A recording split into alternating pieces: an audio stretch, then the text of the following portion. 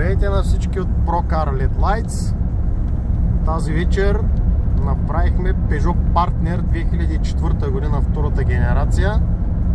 С едносекционен рефлекторен фар H4 заменихме стандартните халогенни кружки и сложихме висококачествен LED H4 с активно охлаждане, камбо система против грешки и EMC модули против смущение на радиото и електрониката.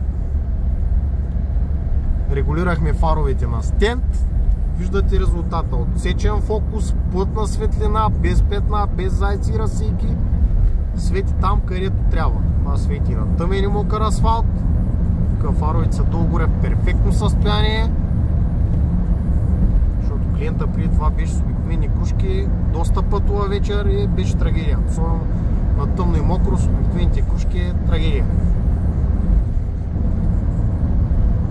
За повечето хора, които казват, че леда на рефлекторен фар заслепявал, ето ви дългата секция, имате 300 метра ден. Виждате отсечения фокус, нали, за хората, които, пак повтарям, казват, че леда на рефлектор заслепявал, зависи какво и къде, как се монтира и после адекватния реглаж. Ефтите ледове няма как да светят така. Партнера.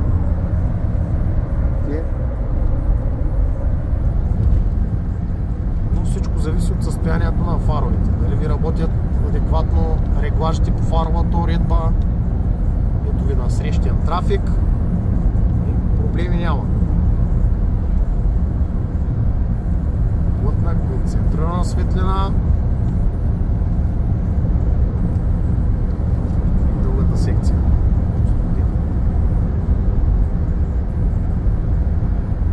Доволен си? Много съм доволен. Перфектно си. Препоръчваш на колегите? Поръчвам с две ръце, изключително коректно отношение, точна работа. Просто всичко е перфектно. Цена, качество, топ. За какво става въпрос? Никой не присвятква, защото просто виждате отсечения фокус и светлината свети на пътя там, където трябва. Това е 20 годишен фар. Се раждате в светлина, шофирате по-безопасно и не нагрявате и фара. Тук ще се монтирате две дневни светлини, 2 в 1 на мигачите, дирем да пестим късите, понеже колата се кара много.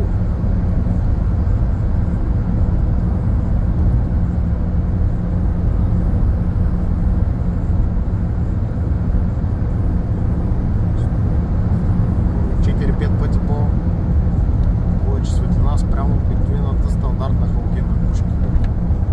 Отсечения фокус, резултат.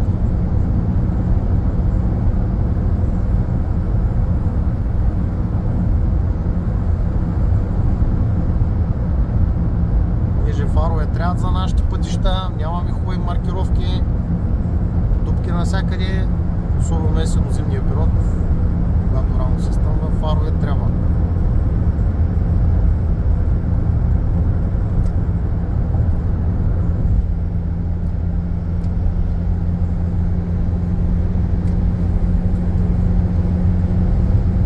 На асфалт нов.